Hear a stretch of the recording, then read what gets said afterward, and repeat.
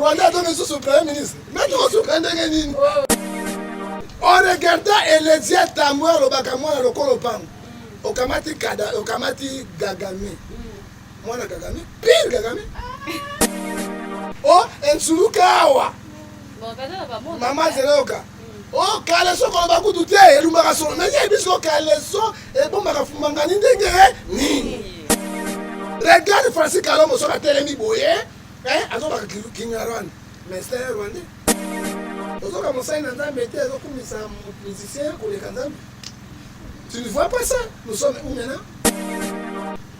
Nous battons Yena Gagame, Filigino. Pona Makembese.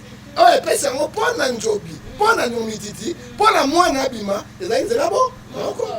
On peut échapper un côté.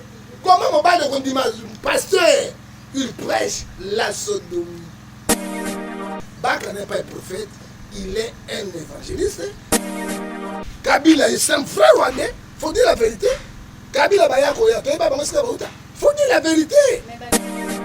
Kamel a dit la prison dans ton mort. Hein? Kamel n'est pas en prison.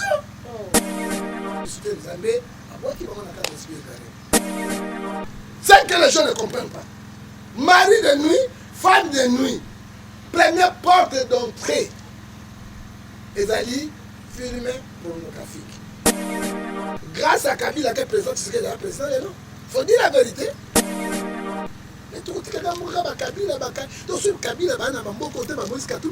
Le pays ne peut pas fonctionner. Bandeko balandi ya Melko ezali association Congo du média en ligne du Congo et ya Melbino moko ya basala ensemble munene ya mboka na biso Congo na représenter bino tout à l'heure là mais on a moko te na plateau oyo votre humble servante Léa Yowa ndeko mesala ko benga nga la première dame de la presse naza bongo na Naomi Faila oyo ezali bongo ya Escamo télévision pe na bébé réel to benga ka bongo 10 amat ya Fait Rouge Télévision. Et donc, vous allez suivre cette émission dans différentes antennes. Na kopesa déjà le sac on a monsa na nzambo na osenga déjà richi watu mo le site soko ko fongola ngai to fonga mala bande ko na to mo na monsa na nzambo to na etsino to présenter lelo oyo to sola na lelo mo mingi na mambo etali mambo o nyonso to le ka mokinda biso ya se nzambe atinda biso to na moni bongo prophète John Ngesa on a fait ça le sac au prophète John Ngesa. Maman Léa, nzambe aleki bango nyonso na nguya na makasi. Avant to banda émission biso na bana nzambe lokuma sandole zo pas ya nzambe to bonde na ko. Tata na tike émission oyo ya ba journaliste en ligne ya maboko na yo oyo donc équipe nationale ba ponde bo ba ibi musala. Nzambe kota kati na bango ba tuna oyo te pa na yo. Longola bango milimo ya ngotobo pe milimo poloso kolo batere me ya so mabe po ete mboka Kongo ekangwa to tiki bande kona biso oyo bakufi na Kivu sikoyo na maboko na yo bakufi mabele ya mboka kolo suno batila bango pe to tiki mboko ya ngotobo oyo to zoeba ya poloso to ebesika to zo kende te kolo loboko mo eza kuseda to na biso to tiki ba diaspora na maboko na yo Kolo bamande balesa kabiso baboko na kabiso balesa kabiso tika ete coronavirus musika na bango deuxième oyo ebimi ya coronavirus esimba kati na bango te pe loboko na nzambe na kati na bango esunga bango natiki pe chef baréalisateur nyonso bazasimba bakameraman na maboko na yo kolo ete basimba pene maboko ekoki bazwa bilili de la part de Seigneur banda na biso posupesa na biso na koko na yesu masiya amen. Merci beaucoup Mosai Nzamba otosala bongo libondeli ekofungola biso émission na biso ya kitoko oyo tosepelisa nduka bino bato botunaki bobaki amelko bozolamba prophète John Ngesa te mpona nini parce que ye alobaka kaka bosolo alobaka kaka malamu mpona mboka to mpe alobaka kaka vérité na baoyo bazosala mpe mabe na baerreur te azongisa banzela aza mpe miso ya nzambe mpo baprophète bazalaka bamiso ya nzambe bongo te Mosai ezali bongo bango ezali basentinele ya nzambe tokokamata yango na kati ya Ecclésias na Ézéchiel 33 verset 7 mais lelo baprophète bazo miso ya nzambe te lelo bazali miso ya mokili parce que na kati ya prophétie rôle ya prophète et puis rôle ya prophétie ezali édifier consoler et corriger c'est fini ezali lelo mosusu te mais lelo bakoti na mayele na poloso na pelengeli yango ne mboka ezali kokoya Ah, ndo lobi bakoti soki na baterme na pelengendu ezali lokuta ebele poloso ezali mayele mabe koleka kondo komuya ozo tozomona lelo mwasi ya poloso ya mwasi ya mayele mabe mobali ya poloso yango mabe mpe batiki poloso te bakwadi su na milimo ya ngotobobo eza lisu likolo ya poloso yango moni moya makambo esimba ezali ofeli tongefa ndeko na biso aza mpe moko basala nzambe na yo nabenge basala nzambe na biso ya mboka na biso nabenge ndeko na soko aza congolais évangéliste Roger Baka alobaki bongo le 15 février selon prophétie baétranger nyonso to mpe bacongolais nyonso baza na mboka ya étranger bazonga na mboka na bango sino bakoma baesclave le 15 février eleki réaction na yo par rapport à prophétie wana. Maman Léa, la première dame de la presse, pesaka losako Maman Léa. Losako. Moloko akonda na zamba te, pasa azali malade. Ndenge na ye. Lokwa Maman Léa. Première dame, bezalo ndenge na ye. Kola pambola. Maman oyebi, eloko ozoboka biso basala na zambe, nga na moto ya vérité, na kotelaka te mingi te. Parce que émission que ma chaîne il faut dire la vérité. Et là qu'on a l'obité biso totika kotia la place ya nzambe. Nous sommes pas les dieux, nous sommes bana na nzambe. Ce qui ngai na kamati mokana na nzambe Maman Léa, première dame de la presse. Na zongi ne faisait chapitre 4 verset 11. Il a choisi les autres comme les apôtres. Il a choisi les autres comme les prophètes. Il a choisi les autres comme les évangélistes. Il a choisi les autres comme les pasteurs. Et les autres comme les docteurs pour la perfection de l'église. Ça dit quoi? Nzambe akaboli moto na mosala na ye. C'est que nous voyons aujourd'hui. Pasteur et mon pasteur. Il y a mon prophète. Il y a mon apôtre. Il y a mon docteur. Il y a mon évangéliste. Il y a mon bishop. Il y a mon chipapa. Mais il y a frototo. Tu peux avoir 2 ministères. 3, 4, 5 si tu veux Jésus.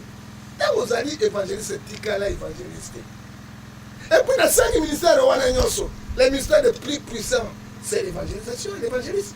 Bon, qui est évangéliste. Rona Bok est évangéliste. Sonic Kafou est évangéliste. Kijami est évangéliste. Pourquoi qu'on soit si quand il y a yoté, il y a un moment où Matthieu 24, verset 24, il dit la faux prophétie et la faux prophète. À quoi de cela? Et donc, on est quoi lobby? On compte la bosinoté. Parce que Romains 3 dit lobby, personne n'est juste devant Dieu. Nous sommes toujours faillibles. Vous savez comment là? Avant on peut se dire ma prophétie, pas ma prophétie, mais je suis ébélé bêtement. Et quoi, il y a la commune à ma tête, il y a la commune à limité. Ma prophétie, c'est bêtement, il y a le Kouta, il y a autre bien, il y a des soleils qui sont ébélés. Et là, on peut se demander comment ce qui nous a bien le but du Cameroun, comme tu as la place à Zambéli. Parce que, nous sommes les enseignants. Batou Bazo Kabiso. Tous les Nisabatou. Attends ma belle Koya. Mais Dieu est capable de sauver l'humanité. Parce que nous avons l'humanité, c'est Dieu. Déjà, quand on découvre le but, on a tellement des pédates, parce qu'il n'a pas tellement des pédates, parce qu'il n'est pas prophète. Avoir aujourd'hui, dont il y a prophétisation, tu as prophétie, mais tu n'es pas prophète. Un prophète, c'est un enseignant. Parce que la Bible me dit, il faut confuser là, dont il y a prophétie, n'a prophète. Prophète, c'est un ministre. Prophète, c'est un enseignant. Et la Bible me dit, Maman Léa, tu es président, tu es presse, non, so. Éphésiens chapitre 2, nous sommes fondés sur les enseignements des apôtres et des prophètes. Prophétie, la prophétie la plus excellente, c'est la parole de Dieu. La Bible est un livre évangélique, un livre prophétique, qui ne peut pas prophétiser. Mais en prêchant les paroles prophétiques, c'est la prophétie. Et la prophétie la plus excellente, c'est la parole de Dieu. Tout le monde a dit, esprit de Toyi-Boyi.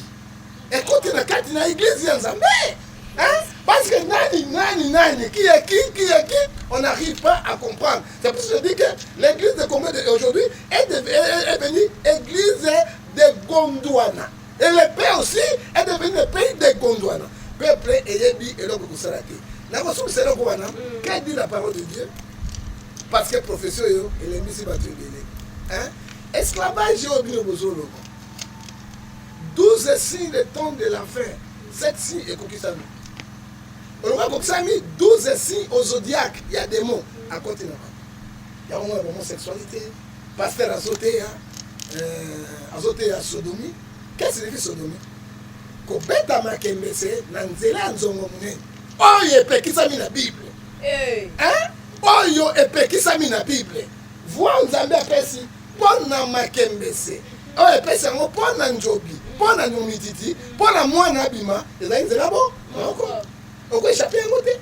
Comment mobali okondima pasteur, il prêche la sodomie. Et moi, je ne peux pas commenter parce que Bible est ici na kati ya bokanda ya Matthieu 15 verset 1 avec tant moni désolation pour moni mabe et quand na laisser pour ça attention. Esclavage de quoi lobby ne refusons pas. Maintenant nous tous nous sommes esclaves. Parce que bato bato même qui sont illimités. Hein? Vaccin bazo pesa bato, vaccin yango. Et ça pour pas contrôler mon crime. Mission na bango zali mais vaccin pour contrôler mon crime. Bah tiens ni numéro c'est plus moi qu'on a place sur Ozara. Il faut pas contrôler. Et mission il y a autre lobby yango nouveau ordre mondial les amis. Ba éliminer bato. Bango ba sali bato te. Mais ba éliminer bato c'est un nombre il y a une mortalité et bimi na makambo ebele. Mais si on ne croit pas congolais nous sommes comme esclaves. Mais nous sommes esclaves bandakala. Il y a Mindele qui nous dirige. Non le bon dirige Afrique. Et ça Mindele. Mais les gens ont banni. On est là bazon à la Congo, bazon à la Congo nous ne refusons pas. Mais bazon à la Congo te retire bango. Si bon dirige Afrique tene bino ba miso jamais miso c'est possible. Pour bazon ça va conduire bazon à l'intérieur. OK maman pas Mindele. Maman yokangai. Place ma bezali maman peut ezali. Nyonso tokuma mi division à balle terre. Oh, bazon défendre le christianisme, bazali. Je te donne l'exemple. Je suis le seul dans le Congo démocratique. Hein? Je suis le meilleur défenseur du christianisme africain. Les Iran, pour la commune. Dans un journaux, on a battu de la mort. Mais adjoint à Wezali, sont les pasteurs Bobo. La commune a musulman pour défendre le christianisme. La canal qui est CCTV, la chaîne est pendant 6 ans. Parce que, par exemple, on était pour la ligne, dans un Saint-Esprit. On va bien la défendre normal et juste. Continuez à tout demander mon candidat à défendre les biens. Ça dit quoi? Nous sommes là pour défendre le christianisme. Ce qui a lobby, donc nous basons à l'esclavage, les 14, les 5 pétés, les camopétés, à mon tour. Mais même les Mindele va continuer l'esclavage. Hein? Les lois, le coronavirus, parce que du matin. Papa n'a pas d'accord. Pas illimité. Par autant, maintenant, ça met esclavage de prison. Esclavage du roi à Congo Baboye.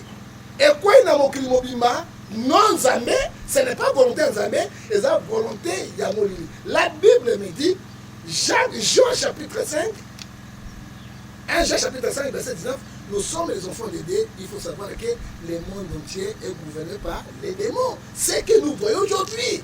Mais Koloba, immigration c'est partout dans le monde. Même Chaloupa, à Zaki Belge, à Chinaï nationalité, à Komaki Congolais. Ah, mais ils sont partout dans le monde.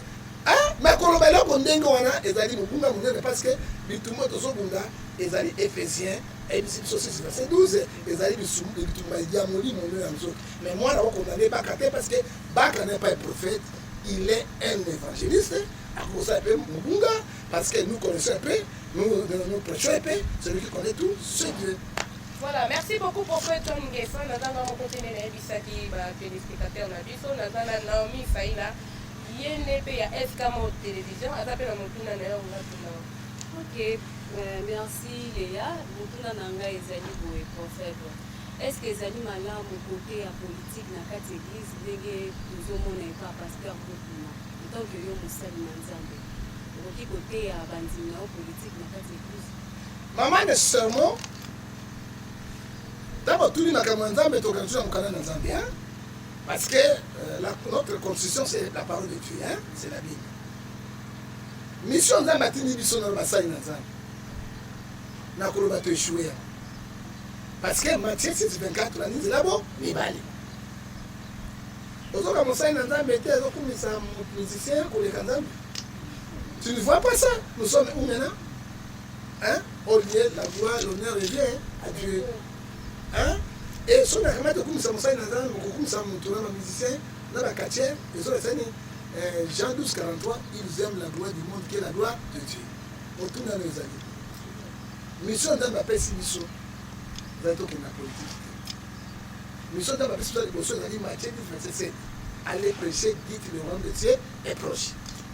N'a pas prêché, bah, tout est bateau sanctification. Tout est bateau obéissance à Dieu. Tout est bateau la crainte de Dieu. Tout est bateau le sous la repentance sincère. Au Bible, Joël chapitre 2, verset 12. Les lots de Kabilo Kowanate. Donc, Galate 5, verset 19. Les œuvres de la chair. Deuxièmement, je peux te dire, maman, mission dans ma pessimission pour le côté, Ezali, Luc 12, 41 à 34. Cherchez premièrement le royaume des cieux, tout ça viendra après. Est-ce que les gens vont le royaume des cieux? Tout le monde n'a pas fait. Avant de la carte cachée, et là, on va dire à Jésus-Christ, à la salle de Saint-Esprit, il y a le Kambakaya. Est-ce que c'est normal? Attends, un numéro, il y a la carte. Osée 4, verset 6, mon peuple est payé par ma conscience. Parce que la bande, elle a dit à passer Yesu. Tu as libéré beaucoup de gens. Tu as comme la caca, tu as comme la grande tribulation. On t'a bien 70 semaines Daniel. Angoisse de Jacob. Qu'est-ce qu'on pourrait faire? Nous avons éclairé Bisso. Kabila qui est Rwanda. Kabila qui est Rwanda. Quoi sert Kabila dans la carte d'église de Rwanda? Hein? Quoi sert la Kissa Bato, 12 signes au zodiaque? Il y a des mains côté. La Kissa Bato, 7 signes. Attendez la fin. Théa bateau, Apocalypse, Simba 7 sauts, 7 coupes, 7 tempêtes, Théa bateau 2 témoins, Théa bateau enlèvement église, Théa bateau jugement et dernier, puis le jugement, il y a du bosso, dans le jugement, et Théa non. Ça dit quoi? Ma pasteur, ma suite, esprit, il y a carrément, Deutéronome 28, verset 28. Moi, Dieu, je t'envoie l'esprit de carrément que personne peut t'aider. Exemple, moi, aussi. Yo boy za mwana mwasi okomi mobali. Omo traque banya mobali.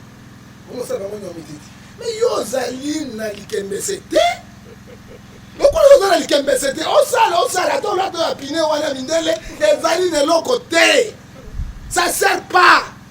Et sukara ngoni ni oya ndimi yo. Akote l'esprit carrément lokola yo. Oyebi sukara ngo. Ezala cancer de l'utérus, cancer de sang, cancer de nyonso. Deutéronome 28, verset 15, quand tu n'obéis pas à la voix de ton Dieu, tu ne respectes pas, Dieu t'envoie l'esprit d'égarement et la malédiction. Ça dit quoi? Et là, quand tu es côté de nyamu, tu côté de mabé. La Bible c'est le comment. Pour la côté de tout solo. Maman dit aux amours, vous avez pendant 1736, c'est bon. PD même à Mounene Boy. A vu ma Mounene PD. Ce qui nous a signé dans le bord de tout là. PD même à Mounene aussi bien boy. PD n'a aucun Kema. Parce que pour ça, de mon côté. Hein? Il y a un mot zonete. Sangisa. Et même biso na fondundo. Geste limite. Ça dit quoi? Politique. Tout qui côté à monter. Mais politique, comme ça, ils m'ont répété. Parce que dans le temps, qui était David? David était roi, sacrificateur, et puis prophète. Saoul, il était aussi prophète. Dernier prophète dans l'Ancien Testament, c'était Saoul. Hein? Daniel a dit quoi? Un chasseur roi. Hein? Il faisait la politique aussi. Chacun qui me donne un message. La carte politique, il y a malam, il y a corruption, il y a passer à bateau, il y a fouille à Saint-Esprit. Mais ce que nous voyons aujourd'hui, tous les politiciens ou ils cherchent les intérêts propres, les intérêts à Zambé. Il y a un moment où ils ont appelé pour nous, merci prophète. Est-ce que vous pouvez vous savoir Likembe Sewana na sololo Frondondo. Voilà. Bon, maman, merci mingi na motuni otuni fo boye bakamo. Toko banda nous sommes les Africains. Comme ça terme moi minene pour ça ko yango. Nous sommes les parents, nous en avons parents, nous en avons bana, bakoli et nous avons dans les termes techniques ya kubomba bosoto. Makembe sezali nini usangani ya mwasi na mobali babengi yango makembesi. Ezali lingala ya solo ya bakanza. Et puis so to bende susu nini njobi. Ezali ka même chose bakosangana ya mwasi na mobali babengi yango njobi. Et so to bengi yo frondondo je dis maintenant parce que mabina ya diable motayibi yango te ezaka ba diable bango moko tozobina sur mabina ya diable expression tout ninga yango ezali belé so bien expliquer moko bayibo ko ba. Merci beaucoup. En fait, sinon, tout à l'heure, là, Naokaki, on a koloba concernant sodomie. Et celui qui l'a dit bien, tout le monde a moko oaza et bongo pe ba prophète lokola yo na chaîne na ye alekisaka ba film pornographique pardon. Et par là yo tant que prophète donc l'Islam Nzambe. Pour na koyoka ye prophète Denis Lesi alobi eza on m'a bêté. Pendant qu'elle extra ba film wana pornographique na chaîne na ye et là m'a bêté des fois il ko sunga pe tata moko to ndeko mobali moko ya vandaki na ye azaki déjà akufa alamuki pe ka sur place aniati pe yo maintenant tant que prophète Maman Nzambe apambola yo na motuna malamu parce que journaliste il faut retourner na tolo les autres qui s'abattent. Les hommes bazali dessus dans le comportement de ce pasteur. Très dessus dans le comportement de la faux prophète parce que Ézéchiel 14, 13, 14 à Zoé Bissabiso, Jérémie 14, verset 15 à 22 à Zoé Bissabiso, Matthieu 24, verset 24 à 25 à Zoé Bissabiso. Maman, Nzambe aza Nzambe. Tango tozomona un prophète, un pasteur, il prêche de telles choses. Puis à ce moment on a internet, on a télévision. Il a dit colloquité sauvage. La mort est dans les pots. Et où est continue. Et surtout aux gens habité, on a dit que fanatisme, on a dit que bango, tu mourras. Dieu a tué Moïse sans pitié. Personne sur la terre parlait avec Dieu comme Moïse. Hein?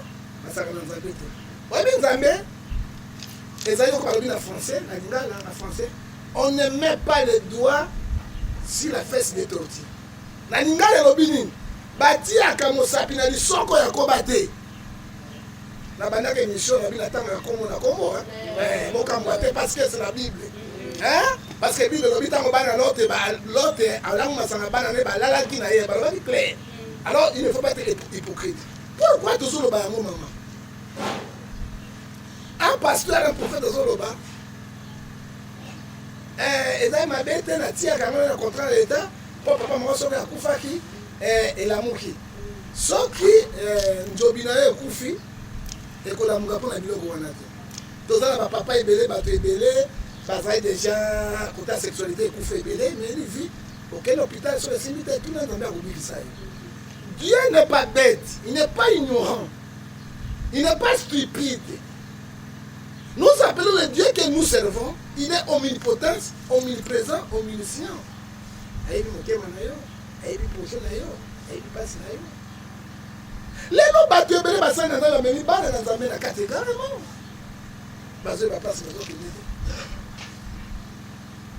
Est-ce que nous avons qui bololé tango Adam a eu basumuka quitté. La jeunesse de Sabiso, Bazalaki Mutakala. Hein? Moi, c'est un bal de Bazali Mutakala, mais il va quitter que Bazali Mutakala. Hein?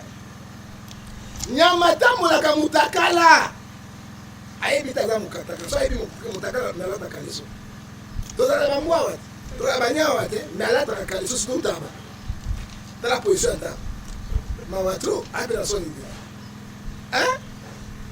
Alors, dans l'histoire, c'est un mouvement, mis ce fumami, et l'autre, Moi, mon bal est dans moi. Hey, nous sommes unis. Voilà, comment on a mis Maïe de Saïni? Moutakala dans Bazaki dans la salle d'intelligence. Hein? Zambia monaki, qu'est-ce que mon bal a fait? Oh, Batonabino, il n'y a pas il finira à mourir par l'effet de la guerre. On va se prêcher bateau. Parce que nous avons dit, mon bal a joué Kassa. À ton Kassa, à bon vif Mangani. À ton épée, moi aussi, à bon mini, Mangani. Maman, biloko wana eza sacré. Eza na losa. Bolumbu ya mwasi ezali likama liboso na mobali. Na suki wana. Osoka, ezali sacré ekoki komona na boye te. Ekoki kozala zoba boye te. C'est que nos frères prêchent. C'est très dangereux. Moto ntango asala yango akosalaki moi ekosilisa ça. C'est que c'est kaka. Attends, ni motakala non? Qu'est-ce que Dieu a fait avec son amour? Abominya. Atongi biamba alatisi bango pour protéger ni fumanga ina njobi si bako protéger bango sa nini abengani bango na jardin de den tanga benga ba jardin asukisa kite parce que nzambe asaki motami sa toté bande kolanga faut prêcher dans la vérité. Qu'est-ce que nous faisons? Il y a un Dieu vivant. Hein? Romains 14 disent nous tous nous comparaîtrons devant le tribunal de Dieu. Ecclésias chapitre 12 15 à 16 nous serons jugés sévèrement.